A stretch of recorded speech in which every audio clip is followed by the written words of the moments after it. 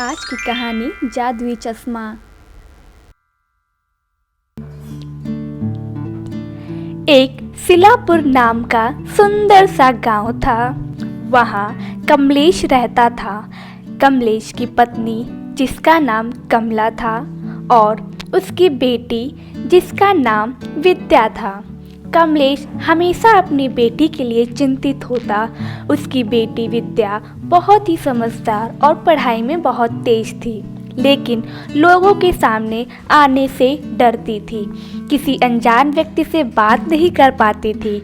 उसके अंदर गुण तो बहुत थे, लेकिन आत्मविश्वास कम होने के कारण लोगों को दिखा नहीं पाती थी। और जब भी बाहर जाती तो उससे सब चश्मिश कह के चिढ़ाते। देखो देखो कौन आ रहा है, चश्मिश चश्मिश चश्मिश। और उसके ऊपर सब बहुत हंसते।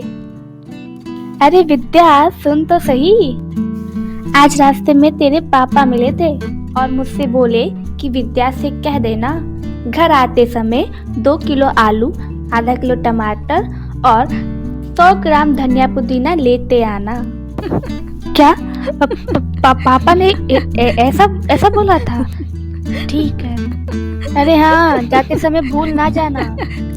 ठीक है। अरे ओ भैया, 2 ये किलो करेला कैसे आलू, दिए? 500 ग्राम टमाटर, 100 ग्राम धनिया, 2 किलो धनिया, सब्जी ले लो। 2 सब्जी लो, किलो टमाटर, ताजी 100 ताजी ग्राम सब्जी आलू। लो। अरे सब्जी वाले भैया, आलू टमाटर धनिया पुदीना दे दो।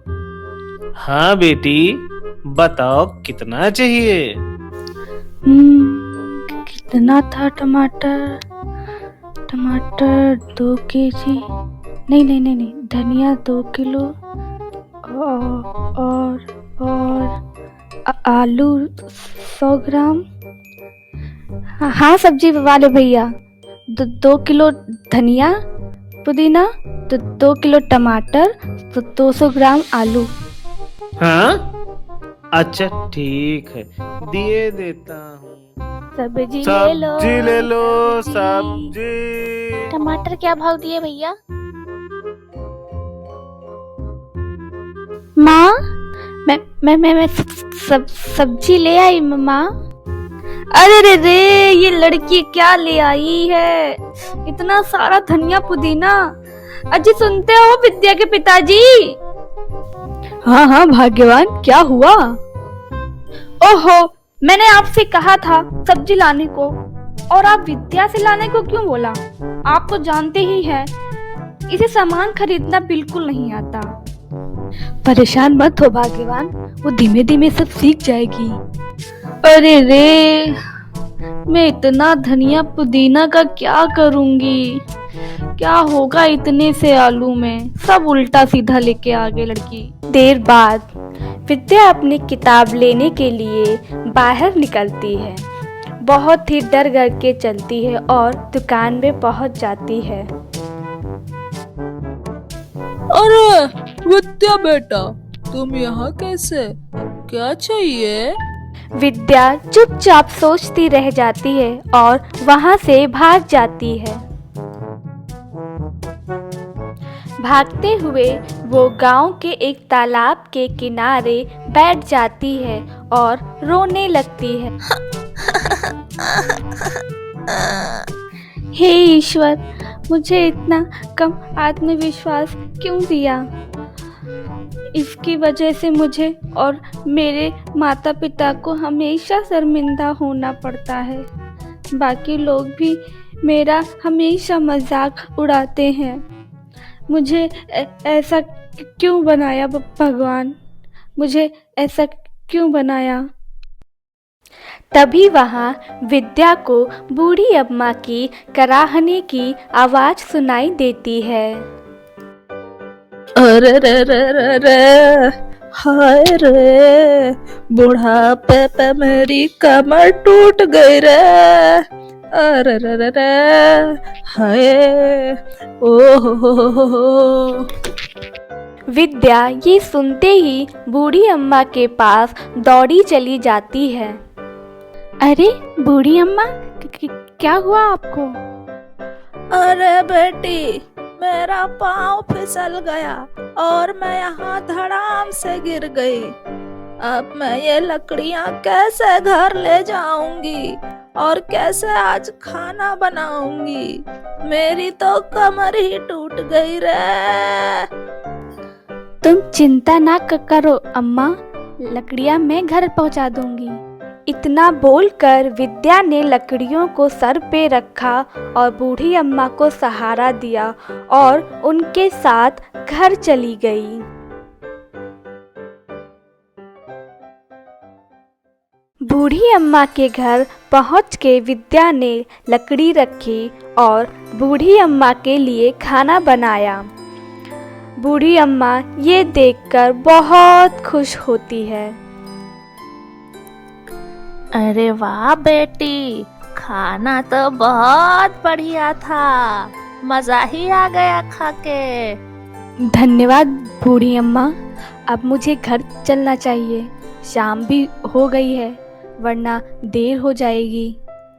तभी बूढ़ी अम्मा एक छोटा सा चश्मा विद्या को देते हुए बोलती है, बेटी अब ये चश्मा तू हमेशा लगा के रखना।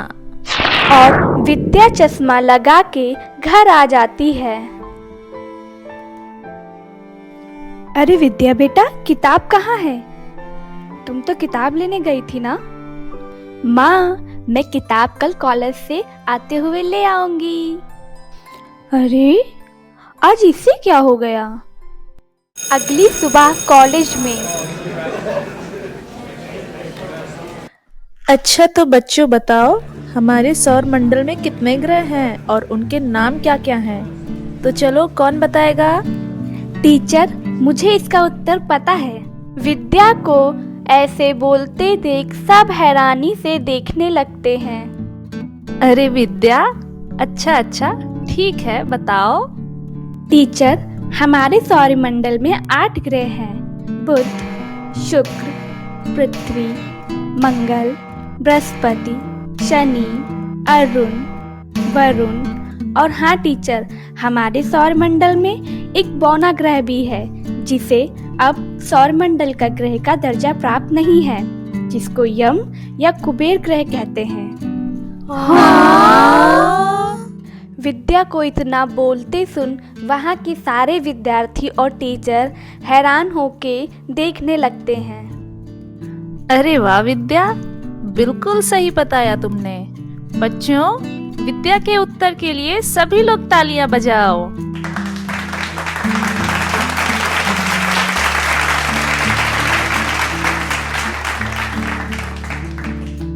देखो देखो, विद्या आ रही है। अरे लीला, आज सूरज पश्चिम में कैसे उगाया?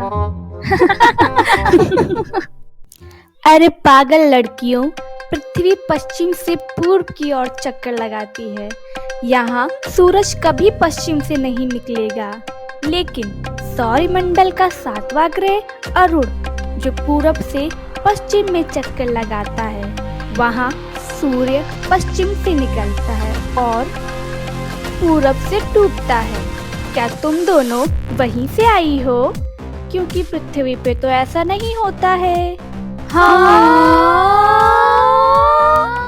ये कह के विद्या वहाँ से चल देती है और चलते चलते विद्या उसी तालाब के किनारे बैठकर सोचती है, अचानक से ये सब उसके साथ कैसे हुआ।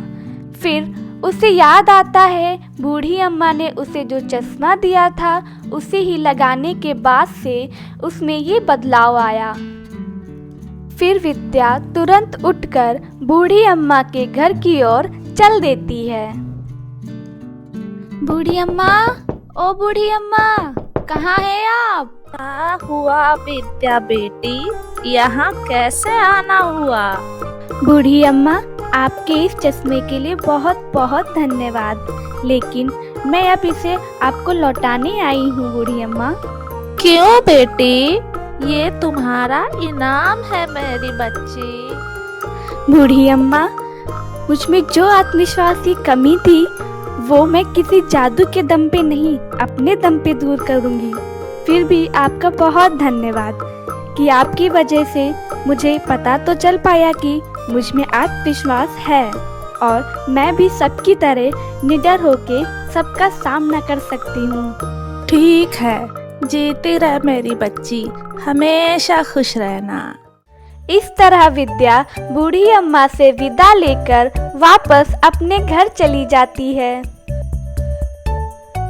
तो दोस्तों, ये कहानी आपको कैसी लगी कमेंट बॉक्स में ज़रूर बताइए और हमारे चैनल को सब्सक्राइब करना ना भूलिए। Thank you.